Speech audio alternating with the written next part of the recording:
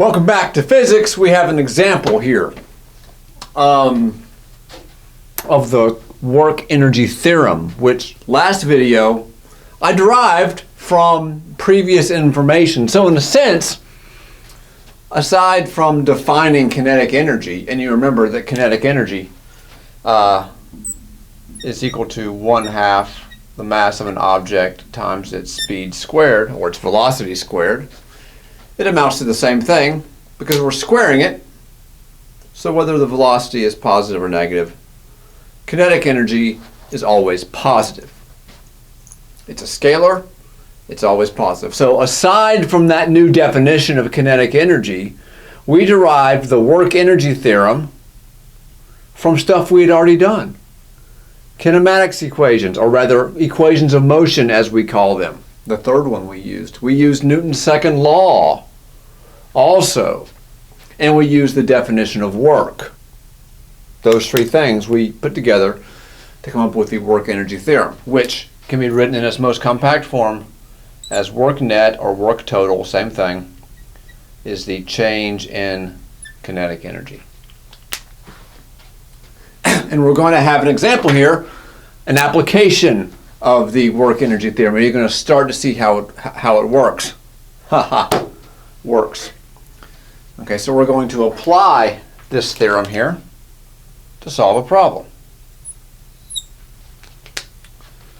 And the problem is this. We've got a box of books, 4.10 kilograms worth. That's about 10 pounds of books, not too many books. We're going to lift it starting at rest. Initial velocity is 0. Final velocity we don't know. That's what we're going to try to find out. We're going to lift it up with a force of 52.7 newtons through a distance of 1.6 meters. I should say through a displacement of 1.6 meters. It's going to be positive. Displacement is up, right? These are both vectors. So displacement's up and the force is up. And the question is, what's the final speed? What's the final velocity? You know it'll be positive. We've been moving up in the positive y direction. But what is the final speed is the question. Search a little out of whack. Okay, so we're given this information. We know the force, we know the mass, we know the distance. We know we're starting from rest. We want the final speed. That's it. Now, we could do this with what we know already. We could apply a combination of Newton's laws and the equations of motion to solve this. Okay, so we could do this already, even without knowing about the work-energy theorem, but we're going to use the work-energy theorem to solve it.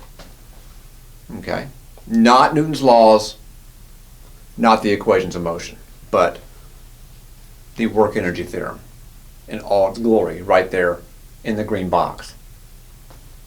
Okay, so how do you do this? How do you apply this new principle, this work-energy theorem? Let's write it up here. Work is change in kinetic energy. Oh, not just work. I actually need to write this as the net work, the total work. Yes, yes, yes. Falling apart already. Just started and I'm already falling apart. Clearly, work net. That's important. That is the net work. Okay? Equals delta K. And here's how we approach solving problems with the work-energy theorem. First, you figure out what the left-hand side is, and you plug it in. Then, you figure out what the right-hand side is, and you plug it in. All right, we're looking for speed here. And there's no speed in that formula, in that principle, in that work-energy theorem, at least not yet. But once we fill out the left-hand and the right-hand sides, have some faith, we're going to move forward, not seeing where we're going, but we're going to get somewhere where the V is going to be there and we're going to be able to solve it. So you start with this principle. You don't start with a formula. You start with the work-energy theorem. And then you fill in the left-hand side, and then independently fill in the right-hand side, and then we'll stop, hit the pause button, and see what we got. So here it goes. We need the net work. We need the total work, which means that we need the work done by all forces. That's what total work means. What forces act on the box as we move it from the floor to 1.6 meters up, which is approximately how tall I am. Maybe a little bit shorter than me, but not by much. Okay. What forces act? Well, let's do a free body diagram. Here's the box. On its way up, we know there's a force up on it, which we're calling here, creatively enough, F. That's our lifting force. It's going to be a constant force. And we also have the weight, mg down. And that's it. So to find the total work done, we need to find the work done by F and the work done by mg. Okay? So, let's see. Work done by F. Okay? So we're doing the left-hand side here. First thing we have to do is to find the work done by individual forces and then add those forces up. Add those works up. Just like we did in the previous example. I think I did an example earlier. Yes, I did. So, work done by the force F is equal to F times the distance times cosine of theta, because that's how work is defined. Okay? I want you to memorize that equation. Work is FD cosine theta. I want you to memorize it. I want you to become intimate with it. I want you to become one with it. Because you're going to have to know it. You're going to have to basically memorize it. Okay? Work is FD cosine theta. Now, you also got to know what FD and theta are. F is the magnitude of the force. So that's easy, right? The force up is 52.7 newtons. The distance d is 1.60 meters. And let me pause here and say that both F and D are positive. These are magnitudes. When I first introduced you to the idea of work, okay, I made the point, and if you go back and look at the old video, you'll see it, that F and D here are magnitudes of the force and the displacement. Don't worry about signs, S-I-G and S's. Don't worry about those. They're positive. So the force is 52.7 newtons, the magnitude of it, and the magnitude of displacement is 1.6 meters. And what is theta in this case? Remember, theta, you'll need to know this intimately. Theta is the angle between that force vector and that displacement vector.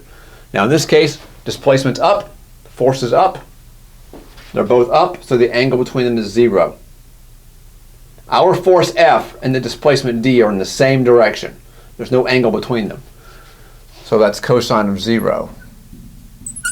But cosine of 0, you need to memorize this and know this well, is 1. So when you multiply those two together, you get 84.32 joules. That is the work done by you. Okay? Lifting, the force, the pink force upwards, F, that's you lifting. That's how much work you did. But that's not the only force acting, right? We're finding the net work, the total work. So we need to find the work done by every force. Okay. We also need to find, in this case, the work done by gravity, because that's the other force acting. Only two. F up, mg down. Work done by gravity is equal to mg, which is the gravitational force, times the displacement, times cosine of a different theta. It's not the same theta. It looks the same. That theta looks like that theta, but it's not. When you apply this formula, you have to reconsider theta every time. Again, this is easy. The mass is 4.1 kilograms. G is 9.81 meters per second squared. D, same D as before, 1.60 meters. That's getting My blue is running out a little bit. 1.60 meters times cosine. What angle now? Well, the displacement is up, but gravity is down. So that angle is 180 degrees. Cosine of 180, and you will need to know this as well. This will be a good thing for you to memorize. Cosine of 180 is -1.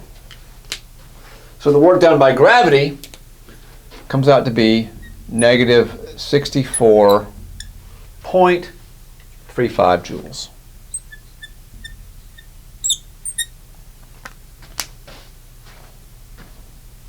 So we've got the work done by the lifting force here, positive 84.32 joules. We've got the work done by gravity here, negative 64.35 joules. Put them together, and you get net work is, drum roll please, 19.97 joules.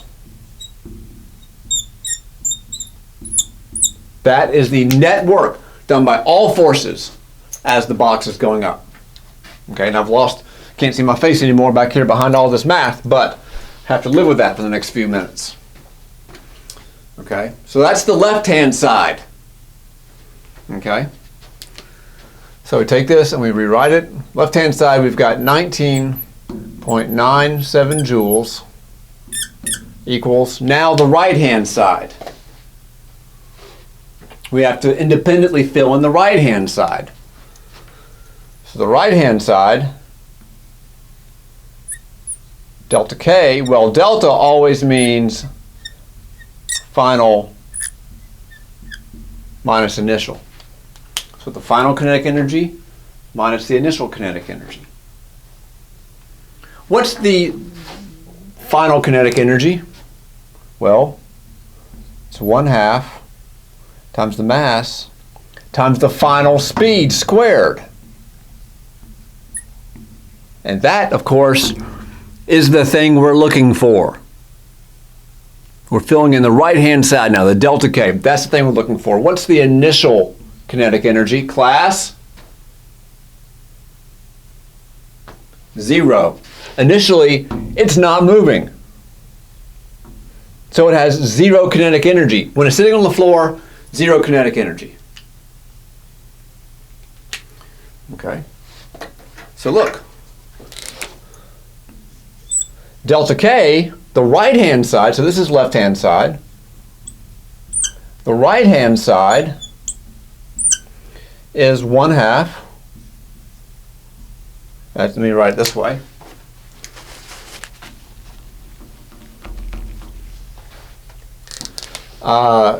Delta K, the right-hand side, is simply 1/2 mv squared.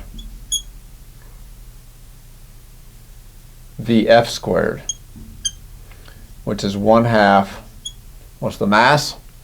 4.1 kilograms times Vf squared. Okay. So left-hand side, 19.97 joules. Right-hand side, what's 1/2 of 4.10? It's 2.05. So it's going to be 2.05 kilograms times Vf squared. So what we have now is this. We've taken our left-hand side, calculated it, taken our right-hand side and calculated it, and now we can solve for the thing we're looking for. You do that, right? You're going to find that V, so let me do it down here. Let me actually take this on down here. 19.97 joules equals 2.05 kilograms times Vf squared. So Vf will equal the square root of 19.97 divided by 2.05 meters per second. And you get, finally, as an answer, you get VF is 3.12 meters per second.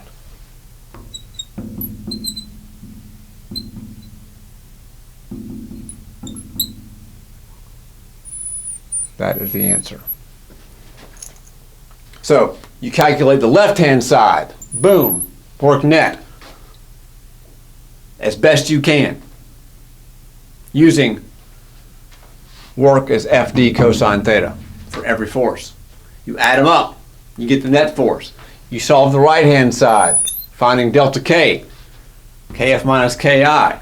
Then you set those two equal and turn the crank. We'll do it again next up when we talk about me pushing my kids in a stroller like 18 years ago. All right? See you then.